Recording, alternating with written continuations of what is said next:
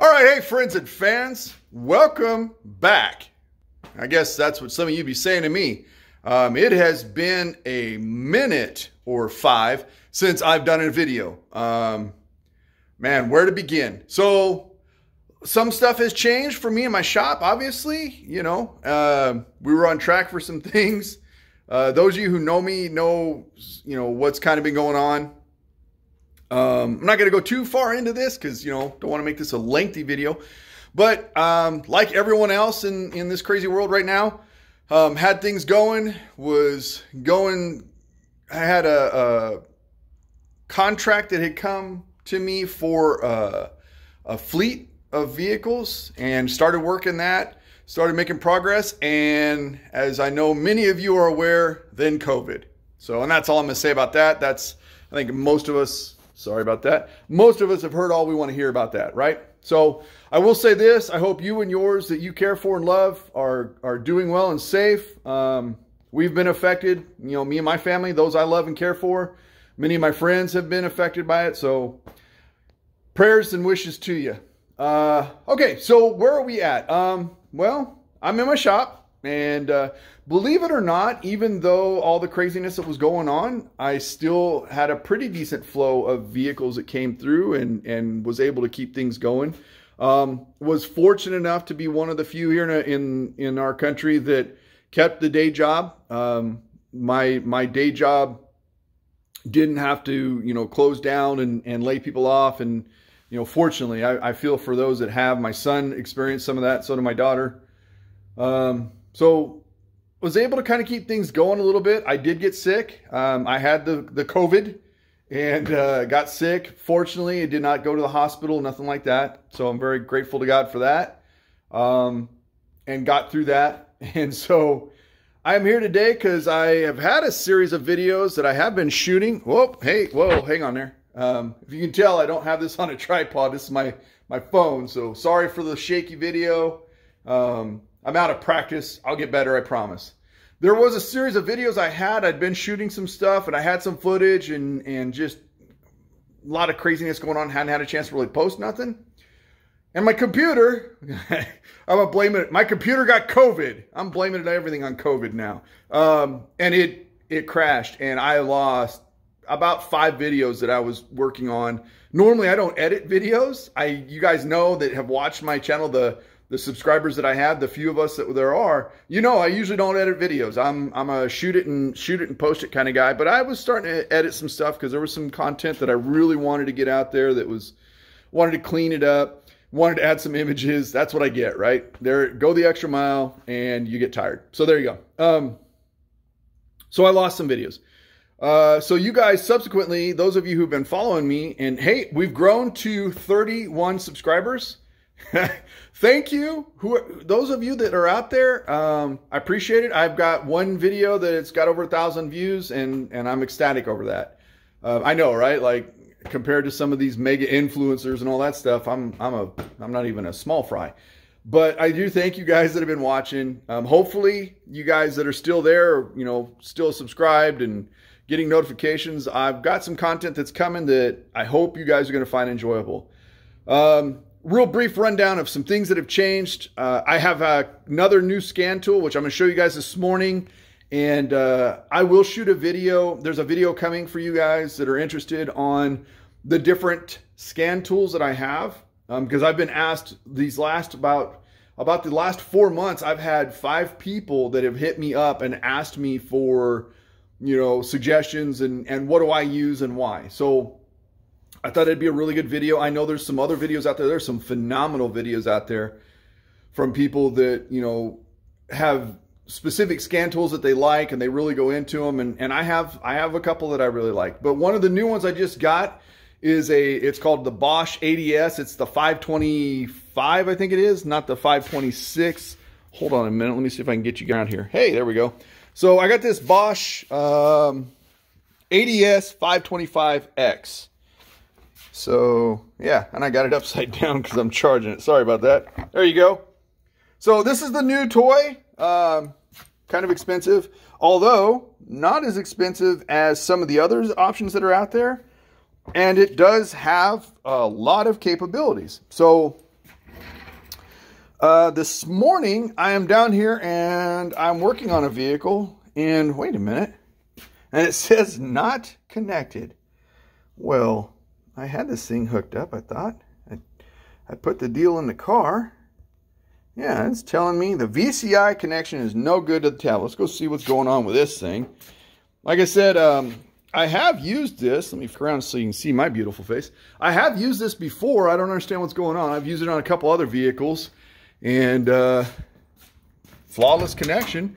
And let me see what's going on here. Well, oh, well, hey, wait a minute. Let's see what's on here. Well, hey, there's your problem, lady. There's no connection here. What the? So, I'm kidding. Of course, I'm being a bit of a jokester. Those of you who are familiar with old vehicles are already seeing what's going on here. This is going to be a project that I have. This is a 1968 Ford F100 truck. And as you can see, body-wise, it is in really decent shape. There is some rust in the bed, surface rust, no holes eaten through it.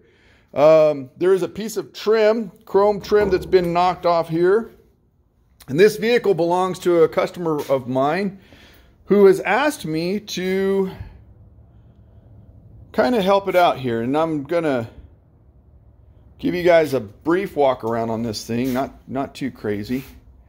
So here's the story on this truck, and this is why, you know, it's an old school. This is going to be an old school project. And why? Because old is cool. Old school. Yeah, there you go. So the story on this vehicle is really cool. And those of you who know me personally, you know, I'm good with, you know, I get a sentimental vehicle in and I'm hooked, right? So I'm adjusting something here. Hold on, just give me a moment. You guys are staring at the pan, right? The air pan there. All right, so I covered up the license plate because I want to respect my customer's privacy. I did get permission from him to shoot a series of videos before I started filming. I always try to do that with my customers because, you know, I want to respect their privacy. Okay, so what makes this thing so cool, other than the fact that it's a 68 Ford truck, is the fact that this truck was his dad's. His dad bought it in 68. And so he's had this truck for a long time. And his dad drove it. And when his dad passed, his mom drove it. And then he's got it. And it had some issues. So at some point, he decided that he wanted it on the road again. And he found a donor truck. So this is the cab and the bed are the original 68 that his dad bought. The frame and the drivetrain is a 71 that the customer bought to be able to do a swap. So it starts and runs. And when it starts, it sounds really good. I would give you guys that demonstration, but I'm working on a couple things right now, which I will briefly explain. But so here's why I've got it.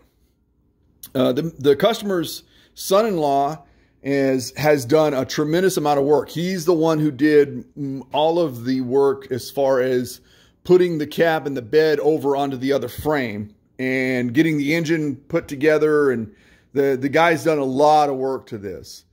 And then the wiring is why I'm here. Those of you who know me and have kind of seen some of my other stuff, I do a lot of AC work. You know, I love automotive AC. It's good work, especially in the area that I'm in. But those of you who know me and have seen some of my other videos, you know, I really dig, I like electrical and diagnostics and troubleshooting and stuff like this.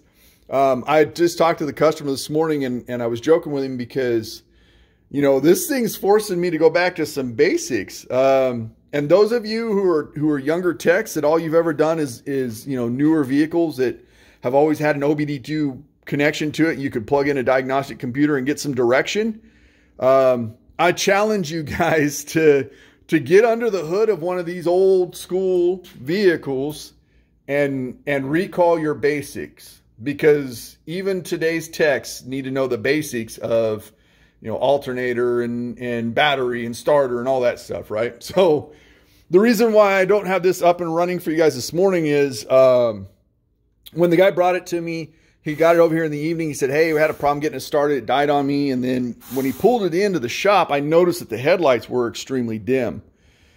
And he said, yeah, they've had some issues. So battery was flat.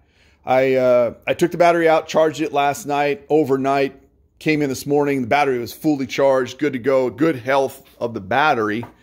And so I suspected that the alternator wasn't putting out, and I was correct. But the reason why the alternator wasn't putting out is because the voltage regulator, excuse me, let me get some light on the subject here. The voltage regulator on this vehicle, on a lot of the older vehicles actually, was mounted separate from the alternator. And those of us that have worked on modern vehicles, you know, shoo. Well, you know, I won't even say modern vehicles. There were some 70s vehicles, I think, that had integrated voltage regulators. So it was all in one, if I'm not mistaken, maybe late 70s. But a lot of the older school trucks, and I remember having an 80s model Ford full-size Ranger, and it had a it had an external mounted voltage regulator that somebody had decided at some point to jumper pass because the voltage regulator had failed. Anyways, I digress.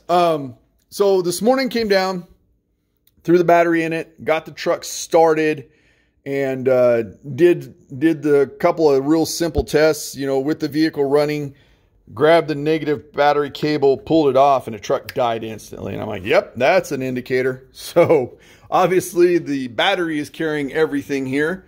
So then I hooked up my power probe, hooked up my multimeter, went to the voltage regulator and pulled the plug out of the voltage regulator, verified that I was getting, you know, positive feed here on the yellow wire.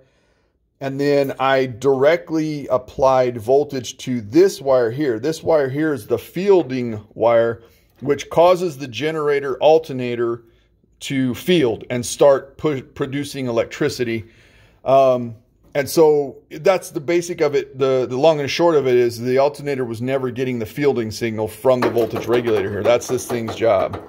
And so you can manually do that on these older vehicles. And it was funny because, you know, again, I had to stop for a minute and look at it like, oh yeah, I remember, how do you field that? Oh yeah, here we go.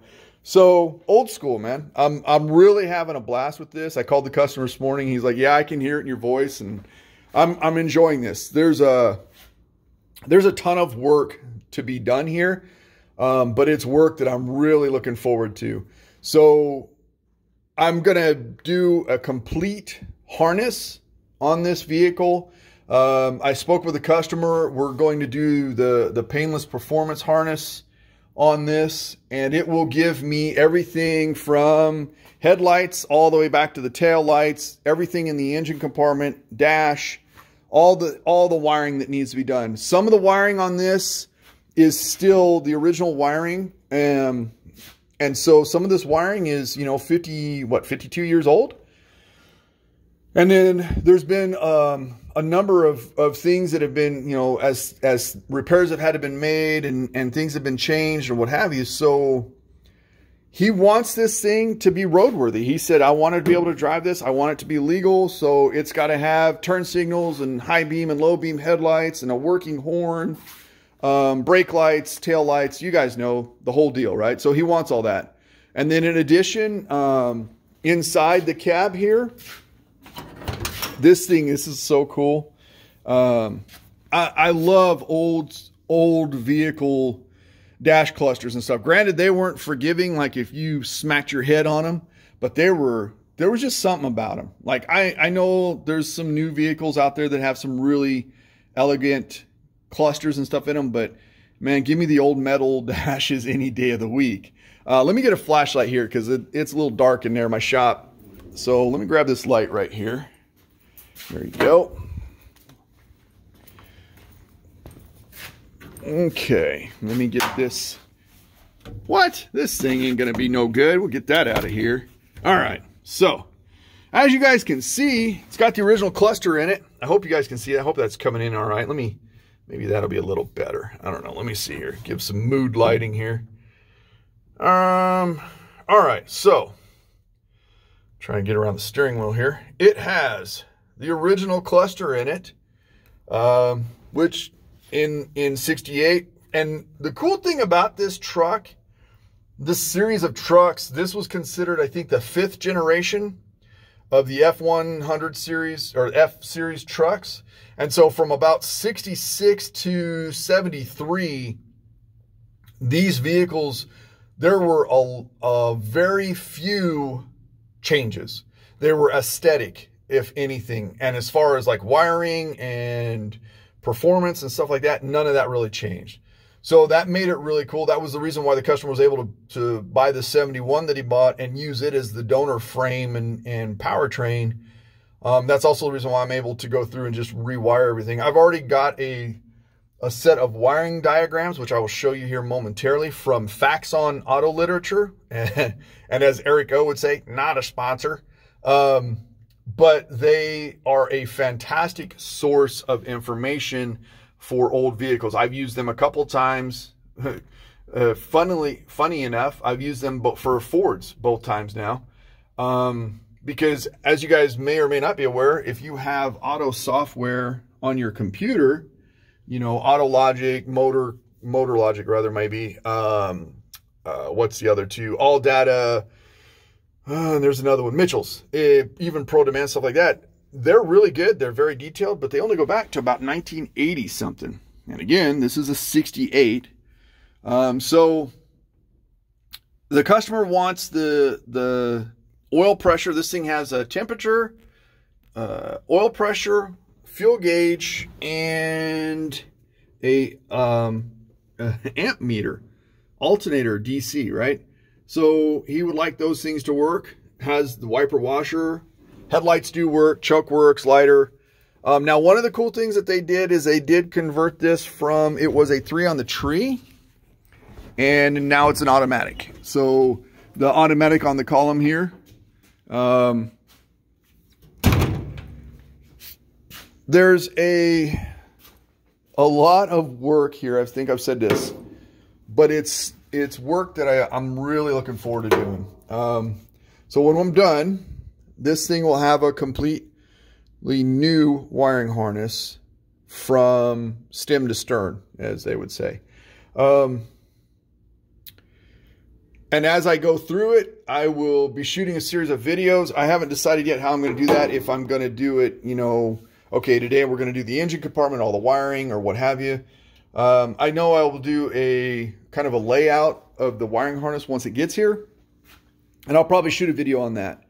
I have not done a full-on body harness from Performance before. I have done an engine harness, and I did a small other little piece of harness. I don't remember if it was, might have been taillights or something. Anyways, their products are really good. I've been impressed. Let me show you the wiring diagrams that I did pick up, just because I think they're cool. Where did I put those? Those might still be in the truck. Let me see here. Well, hold on a minute. Let me turn around here. Let's go find the wiring diagrams, because I know I have them. And I thought I brought them in, but perhaps not. All right. And as you guys know, once I start rolling, whatever I'm doing, you guys go with me. Yeah, well, let's go out to the truck then, because that must be where I left it. Just because I think it's cool, and I want to make a point about, if you guys are thinking about buying a harness kit from like Performance or what have you, I want to reassure you guys on something, and that's the fact that they do a really good job. It's bright outside, sorry. They do a really good job of, yep, right there in the seat where I left it, of matching. If you buy the vehicle specific harness, they do a really good job of matching wire colors to what was original to the vehicle. I have already downloaded the instruction manual, keep me in frame here, right, for that harness that we're looking at buying. And so I have this wiring diagram that I've mentioned, and I went through page by page on the wiring diagram and on what the instruction manual from Painless Harness showed. And I kid you not, the wiring colors and where they go were spot on. Now, to be sure that you're aware of this, depending on which kit you buy, either way, you will have to make connections. You'll have to make crimp connections or solder connections where some of the wires terminate, just because they're going to give you a harness and they provide the connectors, but they're not going to cut the wires to length, because a lot of these, you know, some people want a little extra wire, some people want it just exactly the length it's supposed to be. And so what they do is they'll give you the harness, and then you lay it out, you run the wires where they got to go, and then where you've decided you want it, then you make the connection. Those of you who know me personally, you know I'm very picky, finicky. There's quite a few words for it. I'm not a big fan of crimp connections unless they're done extremely well. And I will say this, over the last couple of years, I have picked up a couple of tools that do impress me when it comes to crimp connections. I came through, you know, my background is in electronics and specifically radio systems in the military. And so, you know, what was taught to me was solder connections are always the best. And so I've been that way for a long time, although I have started to kind of join the modern age, I guess, with some of the new crimp connections. So I have yet to determine. I think I will probably use some of the crimp connections that are provided, but then there are going to be some that for me is just going to be an absolute, no, I'm going to solder this. But I have the skills and the time to do it. And I'm not bragging. It's just I've had, you know, time and training on how to do that. But be aware that if you buy a kit from them, it will come with all the connectors you need.